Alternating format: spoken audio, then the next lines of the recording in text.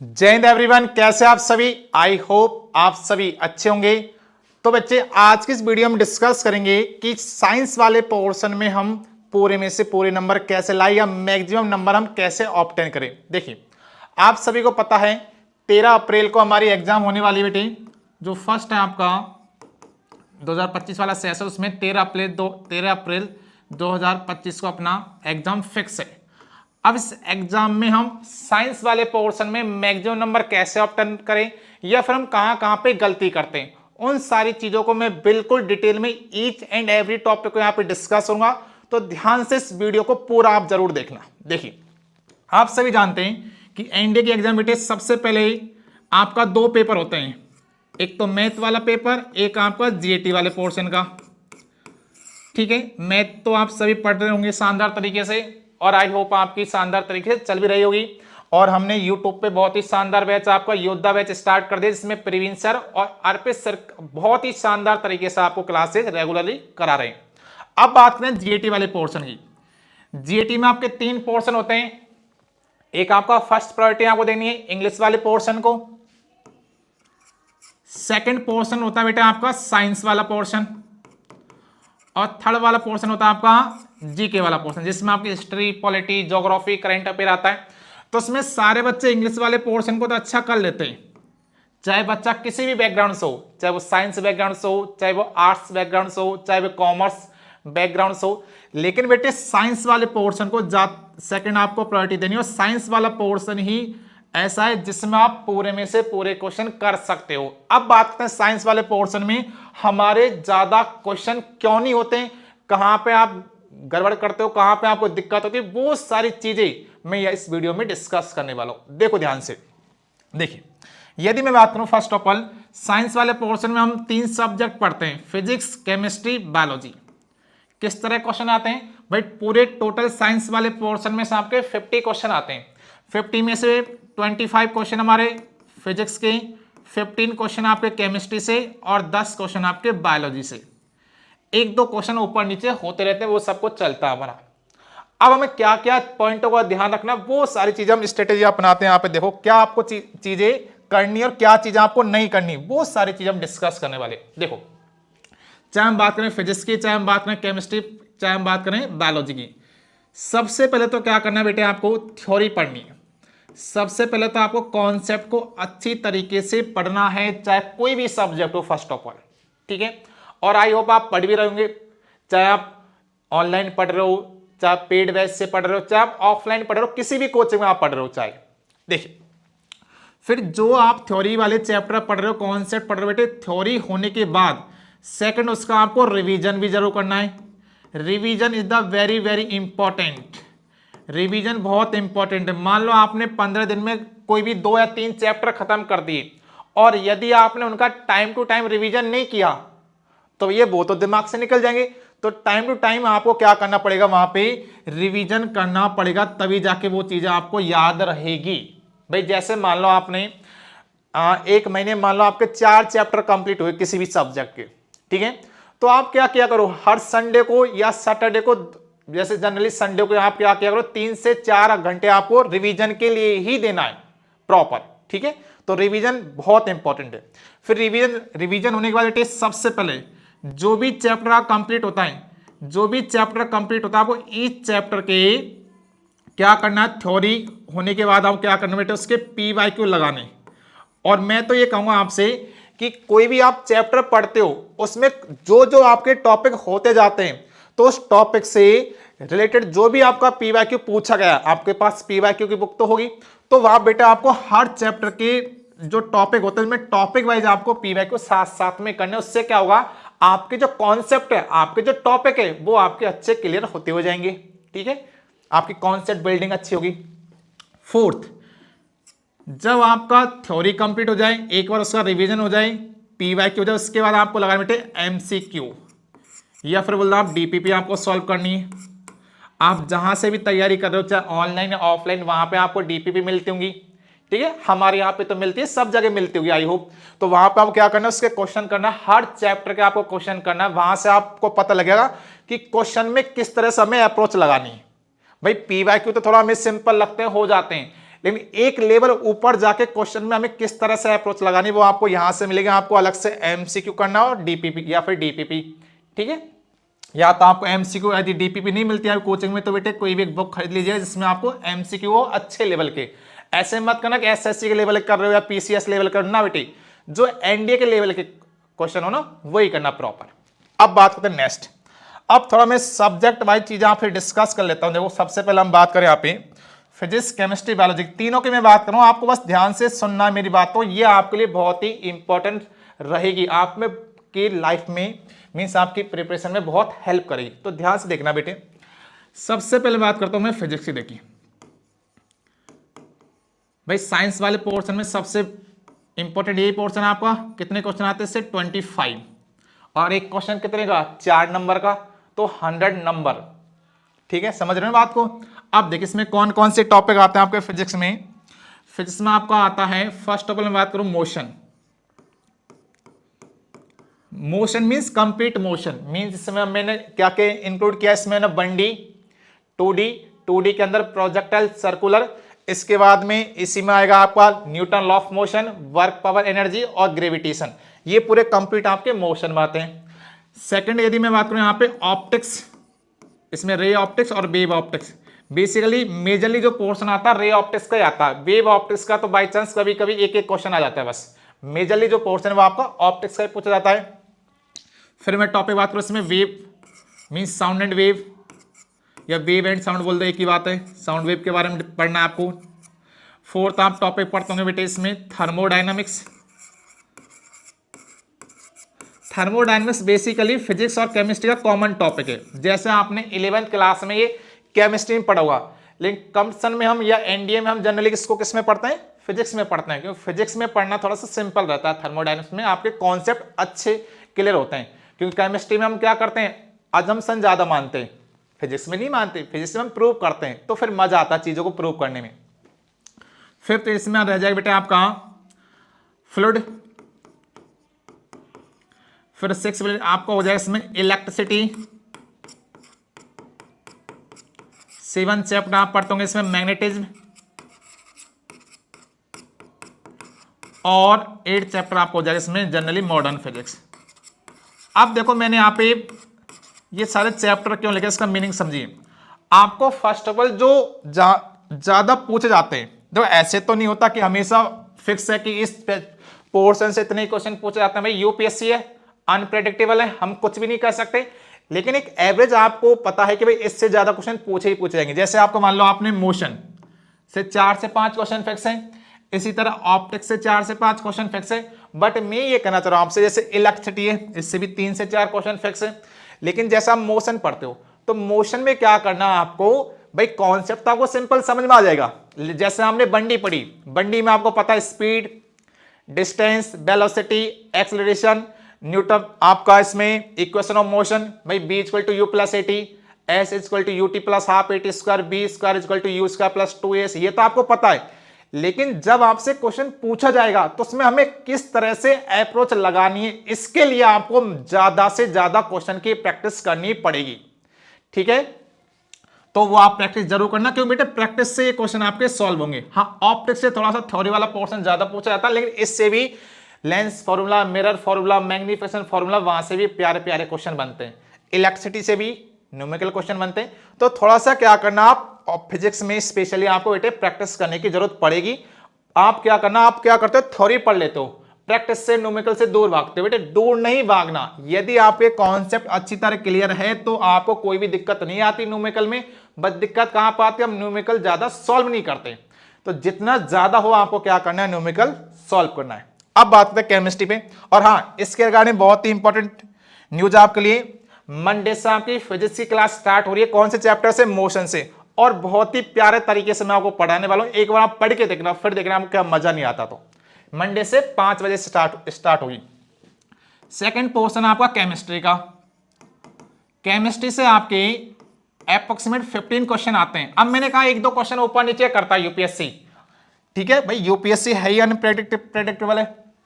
देखो केमिस्ट्री में कौन कौन से टॉपिक आते हैं जनरली आपके, यदि मैं बात करूं आपको पीरियोडिक टेबल,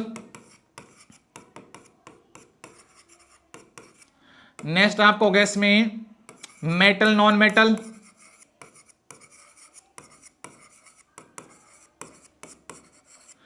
एटॉमिक स्ट्रक्चर,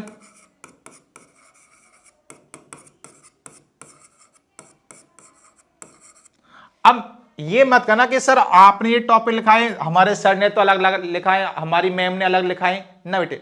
देखो जैसे आपके मोशन, मैंने मोशन एक साथ ले लिया, वैसे जब इसको पढ़ेंगे इसको हम क्लासिफाई करेंगे करके पढ़ेंगे, जैसे 1D मोशन अलग से पढ़ेंगे, उसके पीवाई को अलग से करेंगे, 2D मोशन अलग से पढ़ेंगे, 2D में प्रोजेक्टाइल अलग से, सर्कुलर अलग से, न्यूटन लॉ ऑफ मोशन अलग, वर्क पावर एनर्जी अलग, ठीक, ग्रेविटेशन अलग, वो मैंने बस एक साथ यहाँ पे लिख दिए। जैसे कहीं कहीं पर किसी कोचिंग मान लो आपके सर ने या मैम ने इन तीनों टॉपिक को एक साथ लिखा दिया होगा, वो वाली बात एक ही, उसमें कोई फर्क नहीं पड़ता इससे ना।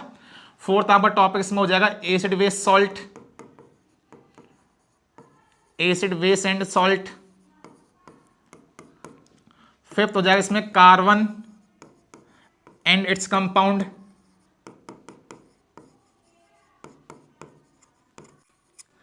फिर आपका आ जाएगा सिक्स में आपका वाटर, सोप, डिटर्जेंट, छोटे छोटे टॉपिक होते हैं,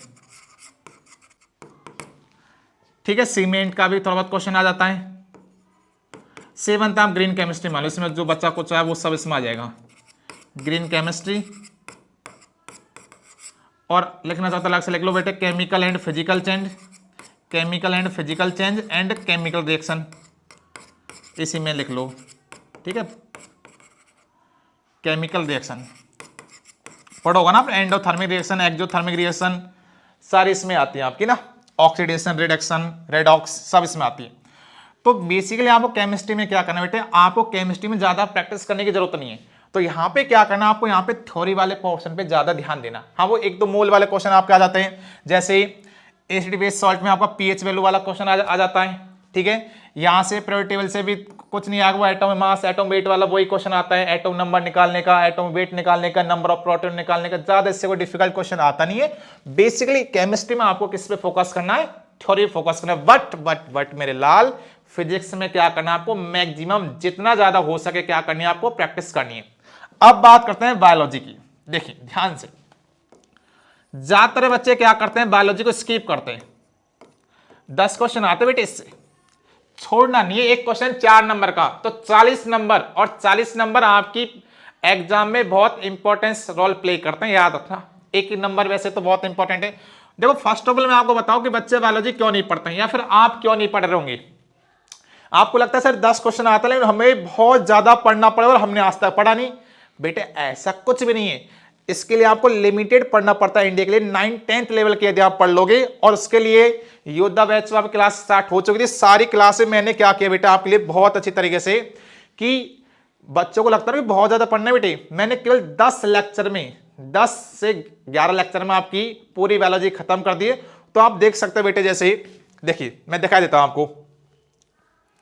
टॉप स्टार्ट होता है सेल से, सेल में हमारे 2 दिन लगे, सेल 1 सेल 2, टिश्यू में फिर 2 दिन, मतलब फर्स्ट हमने एनिमल टिश्यू पढ़ा, फिर हमने प्लांट टिश्यू पढ़ा, फिर ह्यूमन आई में 1 दिन लगा था हमारा, ब्लड में 2 दिन लगा था, ब्लड 1 2, फिर डिजीज में 2 दिन। आपका एक लेक्चर होगा आज किसका, न्यूट्रिशन का, जिसमें विटामिन के बारे में पढ़ेंगे, और फिर एक और लेक्चर होगा आपका कल, जिसमें हम बॉटनी के बारे में पढ़ेंगे। तो 10 से 11 लेक्चर में आपका खत्म पूरी बायोलॉजी। इतना ही आपको पढ़ना है, और आप खुद से रियलाइज कीजिएगा कि आपके सारे के सारे पीवाईक्यू बनते नहीं बनते, आपको फील नहीं आता। एक बार तो मजा आप कहना मेरे से बेटे, कंटेंट बिल्कुल अच्छा लेवल का, मतलब एनडी के लेवल से इसमें आपको कंटेंट दिया गया। ऐसा नहीं कि मैं आपको 100-120 घंटे पढ़ा के कहूं कि भाई इतना पढ़ लो ना बेटे, फिर वो कंटेंट क्या बात का। मैंने आपसे ये कहा केवल 10-11 लेक्चर में आप पूरे क्वेश्चन कर पाओगे, बस आपको पढ़ना है। और सभी के इनके विथ नोट्स, विथ नोटेशन, और इनकी पीवाईक्यू और डीपी भी मैंने टेलीग्राम चैनल पे भेज रखे हैं।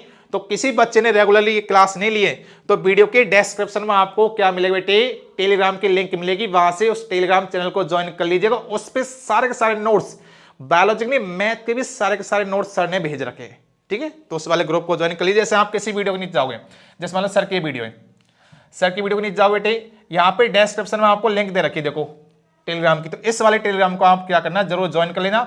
और अपनी क्लास आज होने वाली है बायोलॉजी, कौन सा चैप्टर है आपका, न्यूट्रिशन कल आपकी होगी बॉटनी की, और परसों मंडे से आपकी बहुत ही शानदार तरीके से फिजिक्स क्लास स्टार्ट है। तो ये दोनों किसी ने यदि क्लास नहीं देखी है तो आज क्लास जरूर ले लेना। कितना टाइम हमारा, मतलब कितने टाइम पे क्लास होगी, 5 बजे, शाम को 5 बजे क्लास होती है। आज बायोलॉजी होगी और 7 बजे फिर मैथ तो चले रहा कंटिन्यू। एक चैप्टर आपका अर्पित सर करा रहे, एक आपका प्रवीण सर करा रहे, बहुत ही शानदार तरीके से। ठीक है, अब चलते हैं हमारी बात, हम क्या करते हैं बेटे। देखो बायोलॉजी में आपको कौन कौन से टॉपिक पढ़ने पड़ते हैं, ज्यादा कुछ नहीं। सबसे पहला सबसे इंपॉर्टेंट चैप्टर आता है हमारा सेल। सेल से इकलौते सेल टॉपिक से आपसे 2 से 3 क्वेश्चन पूछे जाते हैं, और सेल आपका बेसिक चैप्टर है। मींस बायोलॉजी में यदि आपने सेल नहीं पढ़ रखा तो फिर आगे जो चैप्टर हम पढ़ते हैं उनमें दिक्कत आती है, क्योंकि यहां पे बहुत सारी ऐसी टर्म यूज होती है जो कि आगे काम आती है पूरी बायोलॉजी में। सेकेंड टॉपिक में हम पढ़ते हैं tissue, animal tissue and plant tissue. तीसरा टॉपिक होता है इसमें ह्यूमन आई, मतलब ह्यूमन आई के कंपोनेंट और डिफेक्ट। आपने नाम भी सुना होगा, मायोपिया, हाइपरमेट्रोपिया, प्रेसबायोपिया, एस्टिग्मेटिज्म, वो इसी में पढ़ने पड़ते हैं। एक क्वेश्चन हमेशा आता है, आपको पता है। फोर्थ बेटे इसमें human blood, RBC, WBC, platelets, ये सारी चीजें हम पढ़ने पड़ते हैं। यदि बच्चे का ब्लड ग्रुप पता करना हो, यदि भाई मम्मी पापा का ब्लड ग्रुप दे रखा हो तो बच्चे का क्या होगा, वैसा क्वेश्चन आता है। या फिर वो आता है कि भाई यूनिवर्सल रिसीवर कौन होता है, यूनिवर्सल डोनर कौन सा होता है, ये ब्लड ग्रुप वाला पर्सन किस किस पर्सन को ब्लड को दे सकता है, किस किस से एक्सेप्ट कर सकता है। तो बहुत प्यारा तरीके से मैंने आपको चीजें समझाई, बिल्कुल मजा आ जाएगा, एक बार आप क्लास देखना। नेक्स्ट फिर बेटा आपकी ह्यूमन डिजीज। ह्यूमन डिजीज में आपको वायरस और बैक्टीरिया से होने वाली बीमारी पढ़नी बस। फिर 6 आपका चैप्टर हो जाएगा इसमें न्यूट्रिशन। और जब मैं न्यूट्रिशन पढ़ाता हूं तो बच्चे बोलते हैं सर आपने विटामिन तो पढ़ा नहीं। बेटे न्यूट्रिशन का ही पार्ट है विटामिन। विटामिन का आपका कोलेस्ट्रॉल, फैट, लिपिड सब इसी के टाइप है, इसी में आते हैं। और 7 आपको हो गया बॉटनी। तो ये पूरी बायोलॉजी मैंने बेटे 10 से 11 लेक्चर में आपका कंप्लीट कर दिया है, तो एक बार जाके देखना। ठीक है, 2 टॉपिक बचे, एक की आज क्लास हो गया आपकी 5 बजे और एक हो गया आपकी कल। ठीक है, तो ये हो गया आपके सामने एक चीज मैंने आपको बेसिक बता दी। अब देखो यहाँ पे होता क्या है, अब हम गलती कहां कहां करते हैं। जैसे हमने मान लो थ्योरी पढ़ ली, एक तो हम रिवीजन नहीं करते, तो रिवीजन आप सभी को करना है, ध्यान रखना रिवीजन जरूर है, मोस्ट इंपॉर्टेंट है। हर चैप्टर के पीवाईक्यू करने हैं बेटे। पीवाईक्यू तो ऐसे रट जाओ दिल और दिमाग में छप जाए। ठीक है, ऐसे रटे हुए होने चाहिए, उंगलियों पर रटे होने चाहिए, क्योंकि कोई भी आप पेपर उठा के देख लो 40 से 50% आपको पीवाईक्यू सीधे के सीधे एग्जाम में छपे मिलते हैं। तो पीवाईक्यू बिल्कुल रट जाओ। उसके बाद एक लेवल ऊपर आपको एमसीक्यू या फिर डीपीपी सॉल्व करनी है हर एक चैप्टर की और हर एक सब्जेक्ट की। ठीक है, ये काम आपको जरूर करना है। ये हम गलती करते हैं भाई, सबसे मेन गलती तो हमारी यहां पर हो जाती है रिवीजन पे। भाई मान लो आपके पास हथियार तैयार है, मतलब आपने पढ़ लिया, अब उन हथियारों की प्रैक्टिस भी तो करते रहने चाहिए, तभी तो सही रहेंगे, नहीं तो जंग लग जाएगी हथियारों में। तो इसलिए आपको बेटे रिवीजन वेरी वेरी इंपॉर्टेंट है। ठीक है, तो एक तो आज क्लास होने वाली बेटे आपकी 5 PM पे, इसको कोई बच्चा मिस मत कीजिएगा। एक बार जिस भी बच्चे ने बायोलॉजी नहीं पढ़ी, एक बार क्लास को लेके देखना, फिर कहना कि सर बायोलॉजी कठिन है या सिंपल है, तब आप बताना बेटा। तो आज क्लास हो गया आपकी न्यूट्रिशन की, और कल भी आपके बेटे क्लास कल आपकी होगी पूरा बॉटनी। ज्यादा नहीं पूछा जाता, जितना को पूछा जाता वही हम पढ़ेंगे। ठीक है, और मंडे से आपके बेटे फिजिक्स स्टार्ट है, और फिजिक्स हम इस लेवल की पढ़ेंगे। यहीं पे मैं आपको सारे पीवाईक्यू करवाऊंगा और डीपीपी दूंगा अलग से। ऐसा बिल्कुल फील नहीं होगा आपको कि सर ये पेड बैच है या फिर यूट्यूब वाला बैच है। पेड बैच से भी शानदार, मैं इतना आपसे प्रॉमिस करता हूं, इतना मेरे पे आप टेस्ट रखेगा, किसी भी पेड बैच से एक बार पढ़ के देखना, और एक बार बेटे यहां पे पढ़ के देखना मंडे को, फिर कहना सर कहां पे मजा आ रहा है। जैसा पेड बैच में मिलता है उससे अच्छा पीडीएफ आपको मिलेगी चैप्टर की, विद नोटेशन पीडीएफ मिलेगी। वैसे प्रिंट आउट वाले फॉर्म में आप निकलवा सकते हो।